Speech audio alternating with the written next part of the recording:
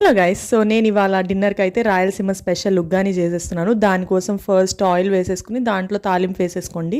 తాలింపులోనే కొంచెం ground nuts వేరుశనగ గుళ్ళు వేసేసుకుని నీట్గా ఫ్రై చేసేసుకోండి. అవి ఫ్రై అయినాక దాంట్లోనే ఆనియన్, టొమాటో అండ్ కొంచెం చిల్లీ, మీకు కావాలంటే ఎండుమిర్చి కూడా ఒకటి వేసుకోవచ్చు. వేసుకుని నీట్గా అవి ఫ్రై అయ్యేలోపు మరమరాలు ఉంటాయి కదా, మరమరాలని నీట్గా వాటర్లో సోక్ చేయండి. సోక్ చేయమన్నానని గంటలు అవసరం లేదు, జస్ట్ 1 minute సోక్ చేస్తే 1 or 2 minutes చాలు.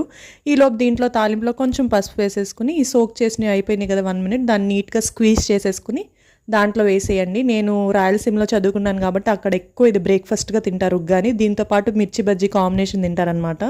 సో మమ్మీ వాళ్ళు చేసి పెట్టమన్నారు, సో మమ్మీ కోసం నేను ఉగ్గాని చేసేస్తున్నాను.